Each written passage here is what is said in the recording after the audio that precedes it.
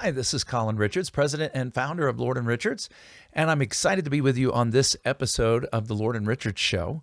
We are going to be talking about the reality of taxes. As a matter of fact, I've titled this, Here Comes the Taxes. And unfortunately, I'm having to bring this up yet again because new budget proposals are starting to come out of the White House and Congress.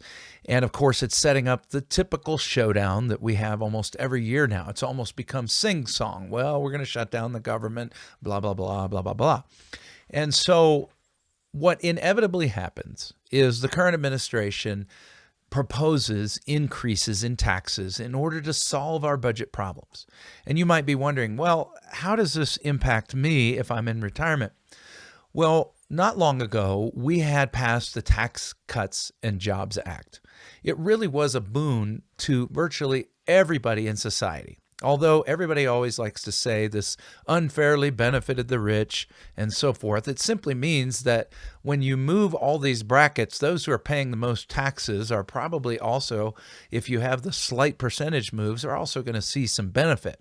And it may be more dollar-wise than those who are paying far less in taxes, but as a percentage, it's all equitable. But that's not how everybody sees it. And one of the big targets tends to be small businesses. Farms, the local hardware store, and so forth. And those owners employ a lot of people across our nation, not just big business, but also small business. And the Biden administration has consistently touted that if somebody makes more than $400,000, then they're probably greedy and they probably need to be punished.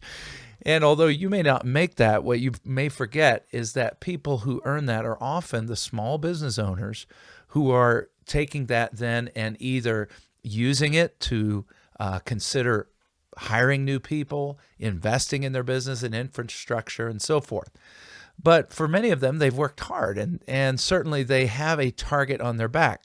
You might say, well, thank goodness, I don't make more than $400,000. Well, the reality is that once you open the door to tax increases, it doesn't just impact one bracket. We need to recognize that the Tax Cuts and Jobs Act will automatically phase out after 2025.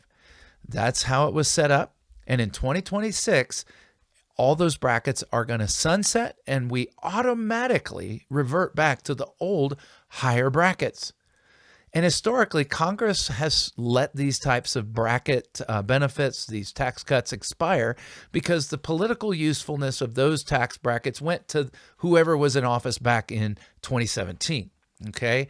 And so they no longer have any real benefit, so they just let it expire. Well, now that we've had all of this deficit spending, our U.S. national debt has increased exponentially over the last several years. And in just the last few months, over a couple of months, it increased over $1 trillion. We cannot sustain this. And so naturally, what our wonderful government is going to do is get fiscally responsible and curb spending in order to bring the budgets back into balance, where income equals or exceeds expenses. Isn't that right? Well, of course not. I don't think we're even in the remote possibility that there'll be agreements on spending cuts. So the typical solution is to be let's increase revenue or taxes. So the promise has been made, and I believe it's empty, that nobody who makes less than $400,000 will see a dime of increases. But when have we ever seen tax brackets where they're all bunched together and then there's one group at the top that's completely separated out? That's just not how it works. Our tax system is what you call progressive, meaning as you make more money, the government progressively takes a higher percentage. So not just are you paying more in dollars, but you're also paying a greater percentage of your wealth. So here are the ways that we're going to see tax increases. Congress, first of all, doesn't want to vote on tax increases for their own constituency.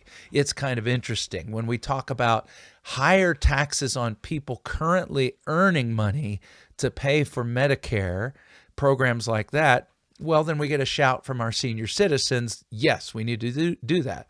But when we talk about increasing the Medicare age from 65 to something higher because of increased life expectancy, of course, we get a shout back that says, no, right? So each constituent group is most interested in their own particular interests. So the easiest thing to do is for Congress not only to let tax brackets expire, but to also let those extra deductions that you've been enjoying expire as well. Some of you may have noticed that your deductions went way up.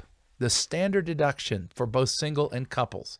It started back in 2018 with about $12,000 or $24,000 for a couple, and it's been increasing now over several years. Well, the easiest thing in the world is for that to go away, leaving you now, whether you have a higher bracket or not, paying more taxes. And then there's a third way: bracket changes, expiring deductions, and then stealth taxes. And let me give you an idea of that. That's something that we don't have to call a tax. For example, right now, if you take a Social Security tax or Social Security check, up to 85% of that income you get from Social Security is taxable, up to 85%. Well, the easiest thing in the world would be, let's just change that to 100%, right? That can trickle down then to your Medicare Part B premiums, increasing those. You see, our tax code, our whole tax system for retirement is written in pencil, and it will be absurd to think that it's going to be the same for the next 30 years. We already know it's going to change. This is going to hit other areas. For example, if you're a farmer and you pass on land or something to your next generation, let's just eliminate that step up in basis so that that generation pays taxes and has to sell the farm or the business or liquidate assets. That's easy. Raising taxes on businesses, both small and large, and so on. So this is going to happen. The question is, are you prepared? What can you do about it? Well, someone has wisely said, failing to plan is planning to fail. Someone else wisely said, there are two systems of taxation in our country, one for the informed and one for the uninformed. I hope that you'll choose to be the informed. And the good news is at Lord & Richards, we teach on taxes. We teach on tax planning. If you work with an accountant that does your taxes, that person is focused on what time period? Well, right now or the past year. But what you need in your corner is somebody who's focused on the future and how to insulate you from future changes. That's what we do at Lord & Richards, and we do it as part of a comprehensive planning process we call a financial independence review. And it's so easy. It's completely complimentary. We'll sit down and review your situation, including your taxes, but also the risk in your portfolio, where you stand on financial independence in terms of income, healthcare, and so forth. And we do this at no charge so that you can get a feel for where you stand. I would love to visit with you. I'd love to offer you that complimentary consultation. It really just starts with a simple phone call.